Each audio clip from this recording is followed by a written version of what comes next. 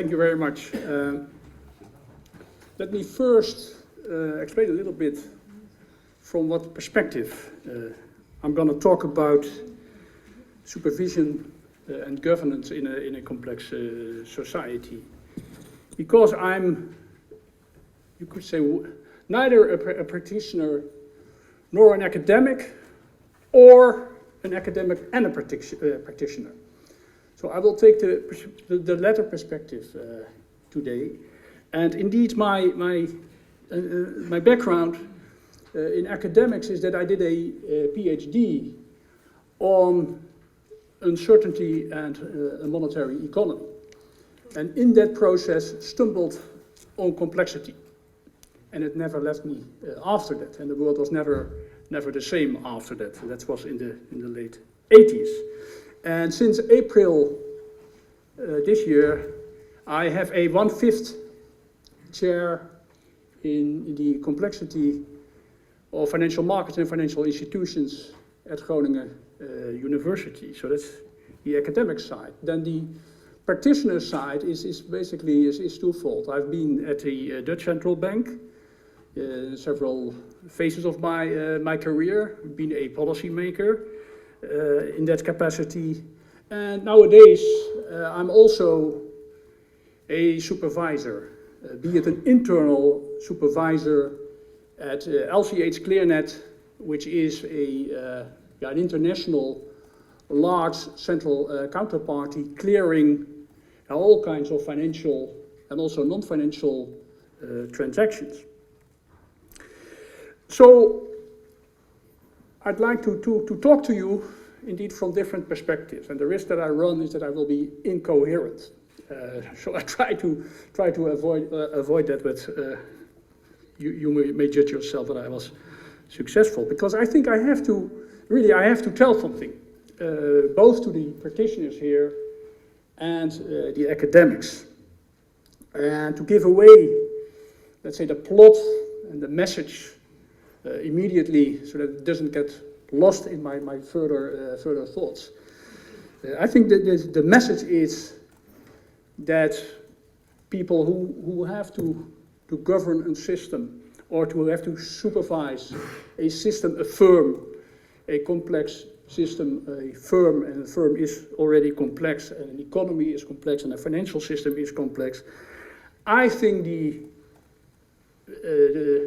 practitioners really can benefit a lot from stimulating research from the complexity perspective. And they can really benefit, I think, from engaging with people working in that field and stimulating research in that field. So that's to the practitioners. And then to the academics, I think, who are the majority here today. From whatever science you are, please, I would say, turn to macroeconomics from the perspective of supervision and governance, because the field is wide open for all kinds of interesting questions to deal with. You would benefit us a lot, yourself a lot, and society a lot by doing that. Mainstream macroeconomics, which provides the background at the moment for, let's say, many of the policy-oriented work and the work supporting supervision, mainstream macroeconomics has two serious flaws. And the first one is that it is, let me put it very bluntly but clearly, it's inconsistent. Because it doesn't take into account uncertainty. And in economics, I notice that today we grapple with, let's say, meaning of terms. And I think that's something that's very interesting to note. And I think we should take it also into account when designing the research program. The meaning of words is, although we are talking about the same, is slightly, and perhaps sometimes even more than slightly different. And we have to work on that, to make that more precise. But in economics, there's an important distinction between what we call uncertainty and risk. Risk is a situation where you can apply probability theory, where you can calculate.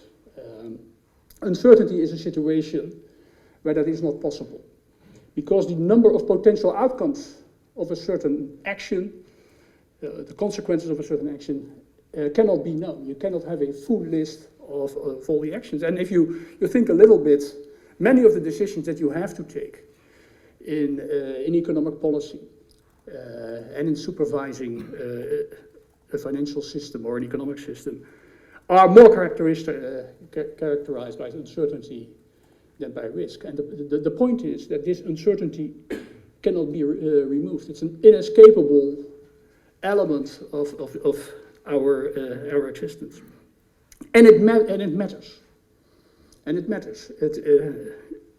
If you include uncertainty in your model or in your way of looking at the world, a number of things become important that are irrelevant in the traditional economic models. And that's things like ethics, norms, history, institutions, the legal system, but also, and you may be surprised if you're not an economist, money and finance. If you take the traditional economic model, and if you have only risk in the model, you can prove, and it has been proved already long ago, that money and finance are irrelevant. Money and finance are irrelevant. It's interesting, isn't it? Taking into account what happened in 2007, 2008. I'll come back to that. But that's the first flaw. The second flaw, more directly related to what we are discussing today, is the issue of macro. We have macroeconomics, I called it macroeconomics, but something terrible has happened, let me put it that way. In the 1930s, macroeconomics was developed, and at that time, it was a real macro theory. And this has degenerated into what I would call a theory in which macro is aggregated micro only. So current macroeconomics has no emergent behavior and is not really a macro theory. It assumes the existence of representative agents. So we have one consumer who is supposed to be representing all the consumers, and we suppose that the aggregate is just 500 million or whatever the size of the country is, times that representative agent. And it thereby ignores, clearly, I think I don't have to explain it at least to the academics here, that the economy, the financial system, banks, financial institutions are complex. But now the interesting thing is, in economics, this idea of complexity has not been reinvented very recently. It has, but it has existed for quite some time. But it has moved to the fringes of economics, out of the mainstream. And the way I have discovered complexity in economics is through what I would argue the father of complexity in economics is Friedrich von Hayek. And I think he has defined complexity in an economic system in a way I think that is fruitful for looking at economic financial systems. In his way, in his definition, an economic system, or any system, is complex. It should be a social system probably, is complex if it is impossible to collect all the data that you would need to describe the state of that system at any point, any central point, at any moment.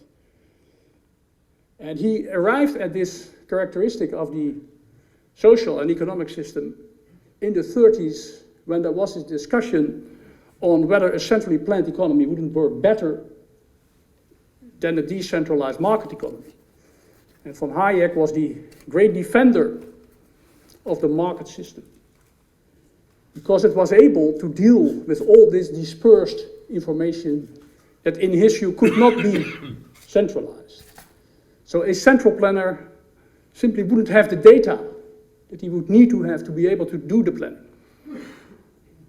And he criticized economics at that time that said, well, let's assume that we have the data, the preferences of the people, the technology that we use. How do we allocate resources given those data? But he said the economic problem is not to do that, but the point is, how can an economy where nobody has all the data still provide a coordinated outcome? And that's later here, right? In '67, he translated that very clearly in an article that was called The Theory of Complex Phenomena. And his fascination was how it is possible that such a decentralized, such a complex system can be so stable.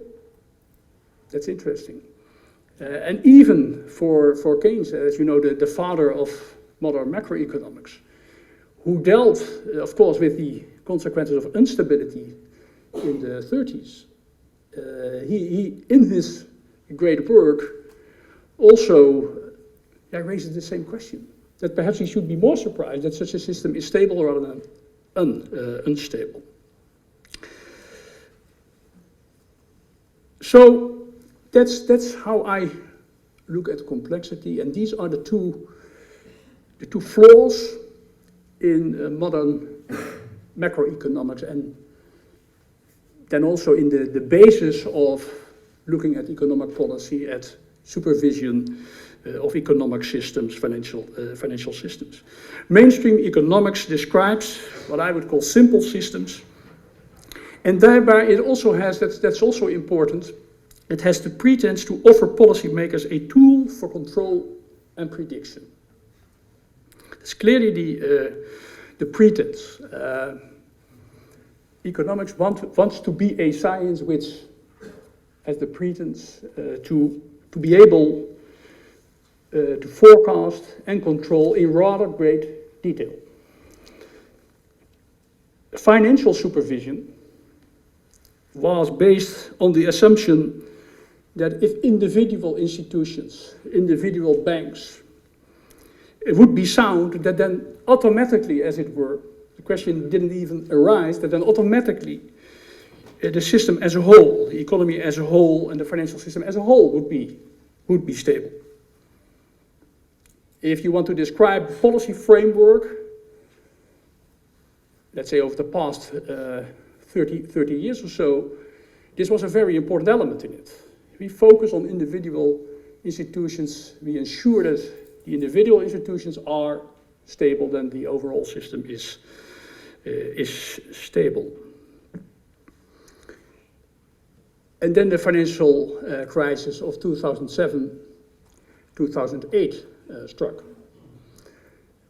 I think if we want to apply, let's say, complexity theory to the development of, in this case, macroeconomics or economics as a science, I think which is a very interesting thing to do. This was a clear threshold. It is, as it were, a point where it became clear that this way of modeling the world, of looking at the world, was insufficient. Not just to, not to be able to forecast what happened, but not even having the tools to really describe what had happened. I recall myself vividly, and I cannot talk about that for too long, but to make it clear, that now with hindsight, if we look at what has happened since the 60s or 70s, that is a period which I, again with hindsight, now characterize as the great financial expansion. There has been a revolution in the size of the financial sector relative to the rest of the economy. And just to mention one figure to make that clear. In 1980, When I joined the Dutch Central Bank, one of the things I had to look at was the balance of payments, so our transactions of the Netherlands with foreign countries. And in the balance of payments, you make a distinction between so-called real transactions, so exports of goods and services. On the one hand, the real economy and the financial sector, so financing of those transactions. In the 1980s, you looked at the flows in and out of our country, the gross flows in the real sphere and in the financial sphere were more or less identical. 2 years ago, I gave a presentation at the Dutch Central Bank about what has happened, about this great financial expansion. And then I said, well, nowadays, of course, these financial flows are a manifold of this, of the real flows. And then somebody rapidly calculated it and sent me an email, so I saw it in front of me. It's now between 20 and 25 times the real economy. And then you have to think about, will it have an impact on the way the economy functions? I think it has had an enormous influence over these 30 years. Causalities have really have changed dramatically. Again, exaggerating a little bit for lack of time to be more precise, but you could argue that in the 60s, 70s, the real sector caused what happened in the financial sector. The financial sector was passive, financed what was happening in the real sector. Nowadays, the motives of those who decide on financial flows determine the outcome. For instance, if many people think it's interesting to invest in the US, money flows into the US, drives up the exchange rate of the dollar, and thereby reduces competitiveness of the US, and that reduces then exports. So my story now starts with the motives in the financial sector, and then in the end, it results in a certain outcome in the real sector. And that, of course, is a shock to a model in which finance is not relevant, in which in the end, indeed, the mainstream macro model is driven by decisions in the real sector of the economy. So the result of this not taking into account uncertainty, which leads to money and finance and even markets to be relevant, was clearly having an impact on the relevance of mainstream macroeconomics. But it was hidden for a long time because the outcome, ironically, of the economic process over the past 30 years led to the view that we really were in control. Things went very well. Inflation came down, economy was very stable. And then this happens in waves in economics. We have had such periods before. And you know that then a structural break is around the corner most of the time. If you know history, but not many people know history. So it was a very, we saw articles of the science of monetary policy. You see articles where economists claim that they now indeed control the world. And then it's 2007, 2008, and it was clearly demonstrated, and it was a trigger point. It was clear demonstration of the interconnectedness of the financial system, and that it mattered a lot, that it was very relevant for understanding what was happening. And it has led in economics, indeed, I think, to what might become a paradigm shift. But in any case, that there's a lot of exciting work going on, trying to repair the flaws in economics. That's in a part building on, let's say, the existing theory. But here, I think the door is wide open. Somebody have already gone through that door but I said I invite more people to do that, wide open to look at the economic system and to policy issues and governance issues, but more widely at an economic system, through the analytical framework of complexity theory. It's not only in let's say, in academic economics that conclusions were drawn that opened this door. It's also in policy. I said the assumption before the crisis was that you only need micro supervision, let me call it that way, only looking at individual institutions. Worldwide, the conclusion has been drawn up to the level of the G20, so even the politicians have subscribed to this conclusion that we need what are now called macro-prudential policies, or macro-prudential supervision, which stands for looking at the financial system as a whole and having policies to contribute to promote the stability of the system as a whole. That was a nice conclusion. But so far, at that point, the emperor had very little clothes on, because such policies have to be built up from scratch. If you look at, for instance, other policies in economics, monetary policy. For monetary policy, you have a very clear framework. You have an objective, you have an instrument, you have an institution that has to take care of it, you have a governance structure, you have accountability, and you have an underlying economic theory and underlying analytical framework. All these things had to be developed and still are in the process of being developed for macroprudential policies. So, as said, a lot of work is being done in the mainstream framework. A lot of work is also being promoted, let's say, in the non-mainstream that already emphasize, for instance, uncertainty. But as said, for me, complexity theory is a clear alternative, and I don't have to point out the reasons here to this audience, perhaps to some of the practitioners. So it can deal with heterogeneity.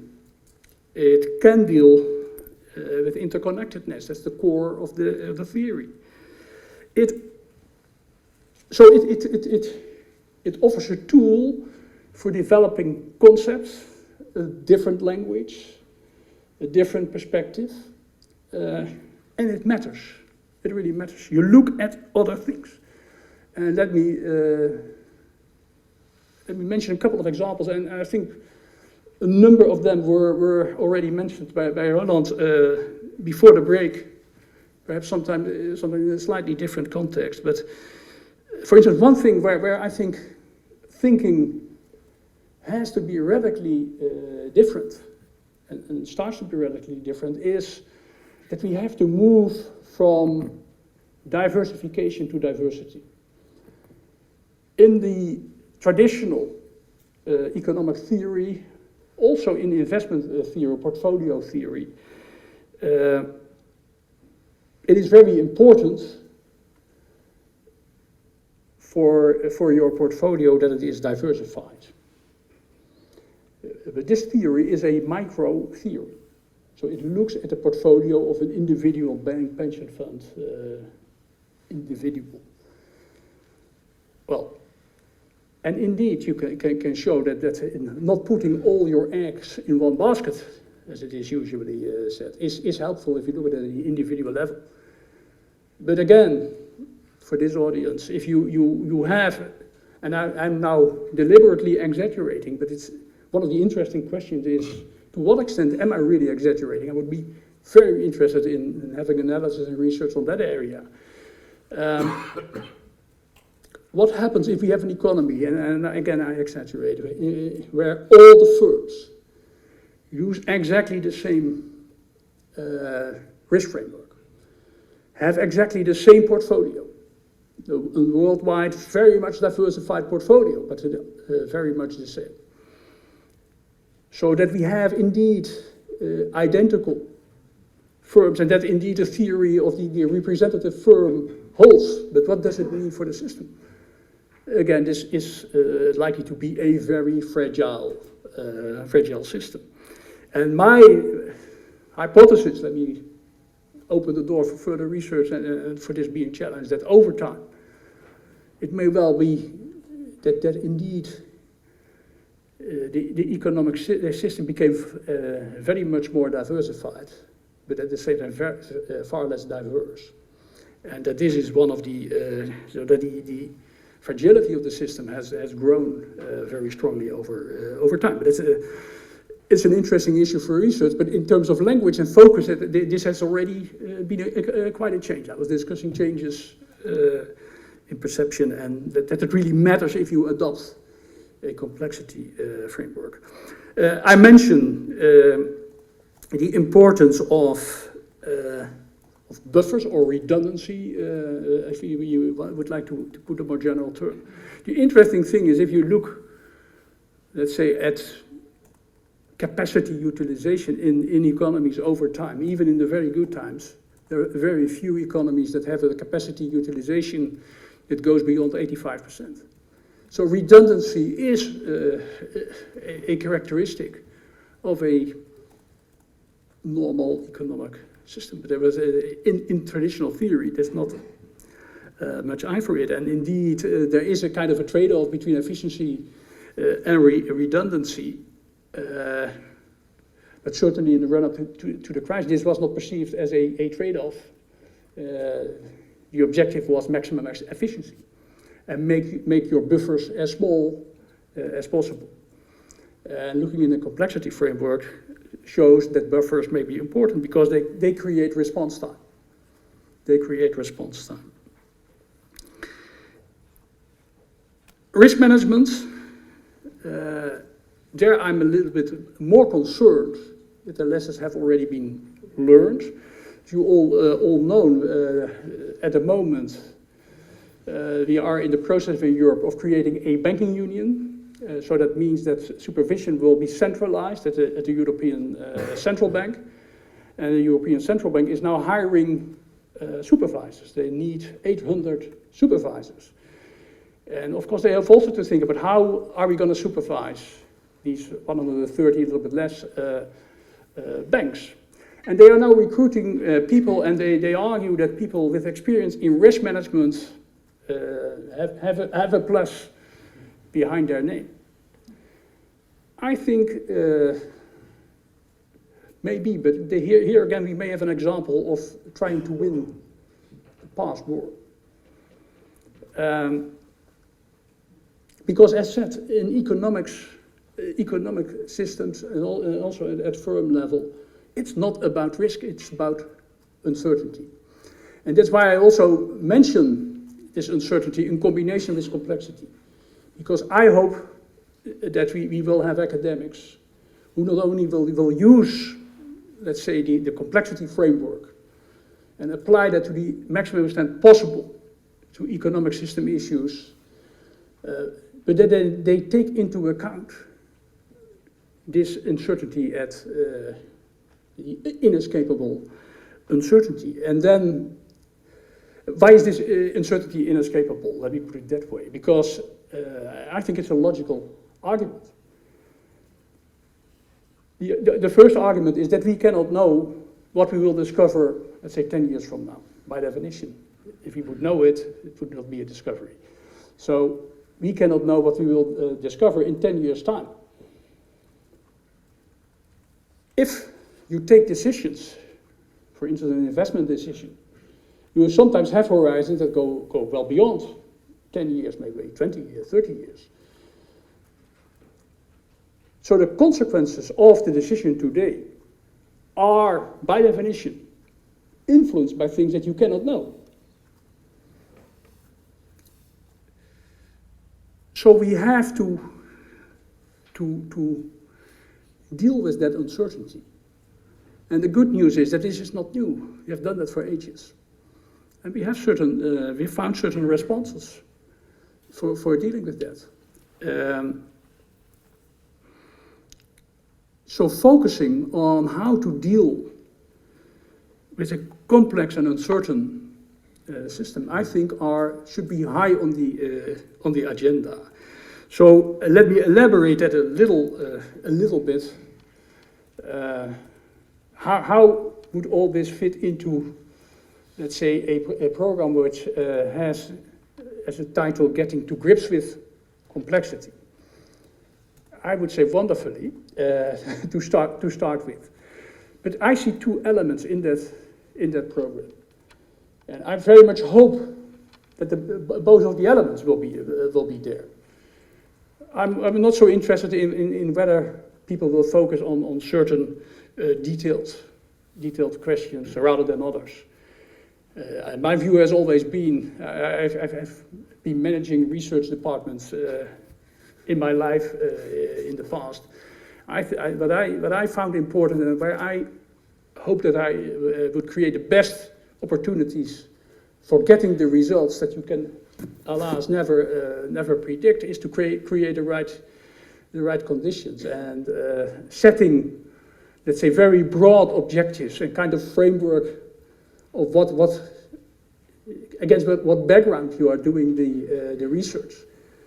Both, let's say, in the real world, what I'm doing now, trying to tell you why it is interesting to look into this issue from the perspective where you are working on. And on the other hand, so that's one element. And then the other element is then, of course, it has to fit in what's going on in the scientific community. And the ones who know best are you yourself. So I think it's the best way to in the end, arrive at a good research program is to have a good general background, have a rather general definition of what you want to do, and then let the machine run. And something else, but I will tell at the end. So I'm very happy with the title, Grip on Complexity. But again, here it is important to think about what we mean. Again, there may be different meanings, and that's not a problem, because that may also be an engine that drives us forward. But I see two elements if I look at it from the economic questions that we have to grapple with. First of all, I'm indeed interested in to what extent can an economic system or a complex system be expected to self-regulate it, to regulate itself, to organize itself, to create a spontaneous order. What kind of order is it? Can we, from a policy point of view, can we influence that order? And how can we do that? And what are the boundaries of what we can do in that area? Because there the second point comes in, and there my remarks about uncertainty come in. There are clear limits to predictability, controllability, provided by that fundamental uncertainty. So the second part of the agenda should be that I hope at least, that there are people who say, well, I'd like to dig deeper in how do we deal with complexity and uncertainty. And as said, we have done that for ages. Institutions are a response to uncertainty. At least that's one theory. Money, for instance, is an institution that provides you with the option not to commit yourself, to keep your options open to unforeseen circumstances, and then to respond quickly. That's the economic function of money and liquidity, and which makes it in the end important. So that's one thing. A further thing is that I think we have to. I would like, let me put it again in that way. I would like to have very diverse project, not only with people with a different background. I love mathematicians in dealing with these economic issues, and the model cannot be mathematically enough to my liking. Also, people from biology, all kinds of disciplines, so different disciplines, and also diversity in the level of abstraction. I think there are, for economics, as said, while we are in terms of governance, grappling with the framework, so all the very abstract questions that I mentioned earlier, having contributions there, I think is welcome, and more than welcome.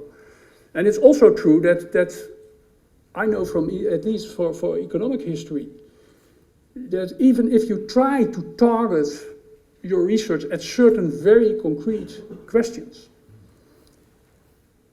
history tells me, at least in economic policy, that the biggest leaps forward often come from research that started out very abstract and very general, and then all of a sudden there was a contribution in all kinds of areas. So yes, also abstract, very abstract research, but I think it is very welcome at the moment for economics. There are very concrete questions to be answered. Let me, in the area of supervision, mention just a few questions. Will the financial system become more stable if we have a cap on the size of a bank? Will the financial system become more stable if we would make a distinction between savings banks and investment banks? Then you have all kinds of more structural measures that are being taken in the US, the so-called Volcker rule. You have the Vickers rule in the United Kingdom, and we have the Liikanen rule in Europe. Analyze those rules and tell me whether it helps me to create a stable system or not, and under what conditions. I think this is a wonderful world. And I would even be more happy if you could tell me, because that's a personal interest. I mentioned that I was at the LCH.Clearnet, the central counterparty. One of the measures after the financial crisis has been to concentrate all the clearing of financial transactions in central counterparties. So all these huge derivatives markets run now through central clearing parties. So you concentrate risks, you create a high level of interconnectedness through these central counterparties. Is this the right way? Under what conditions? Please help, I would argue. A few final remarks, because I'm running. Peter is getting a little bit nervous. But a few things that I'd still like to say. If you, and again, I'd like to have this idea of uncertainty in it.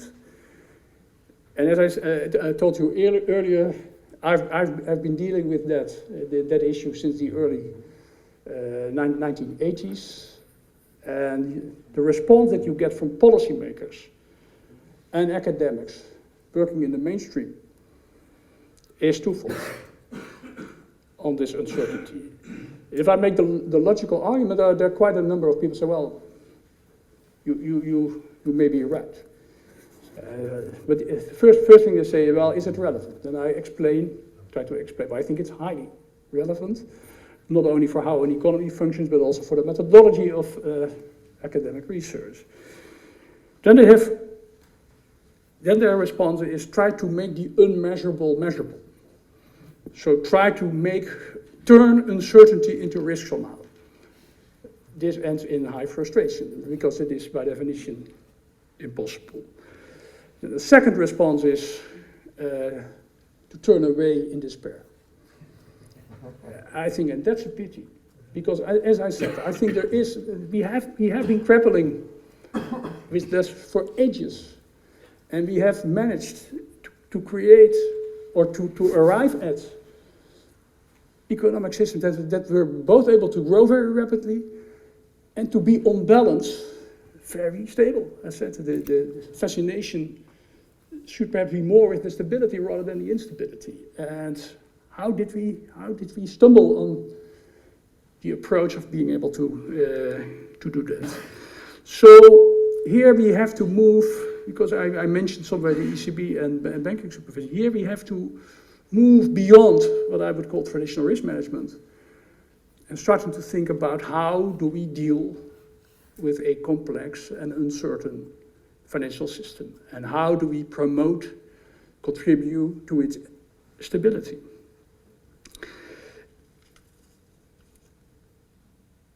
I think it would be important, two final remarks. I think it is important that we take into account, if we go that road and indeed revive, as it were, complexity and uncertainty in economics, more than it has been already done the past few years, we have to be aware of the earlier contributors. That is Keynes himself who created macroeconomics in the end, but whose message, in my view, really has been lost. That is Hayek, that is Schumpeter, because you start about the evolution of a dynamic complex system. It's an open system, and there are different models for change: revolution, evolution, dialectic change, and creative destruction a la Schumpeter. Perhaps there are more models, but thinking about financial complex economic systems without that, I think, is important. Final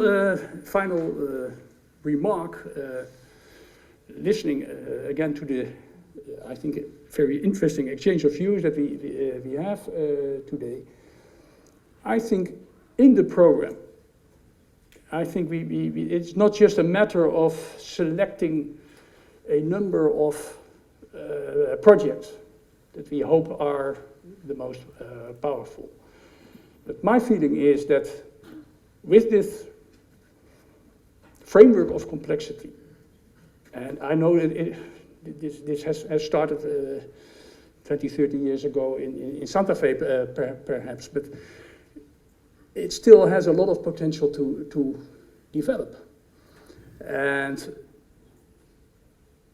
the potential that it has is to indeed to not only create a new paradigm, but also to change, let's say, the network of scientists.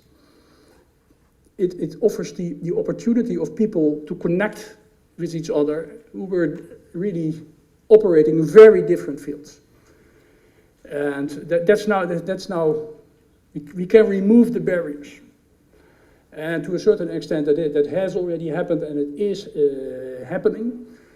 But I think we should give it a little push by thinking about how we can apply, I would almost say apply network theory to developing a process where you interconnect academics from different fields, create awareness, help to build a common language.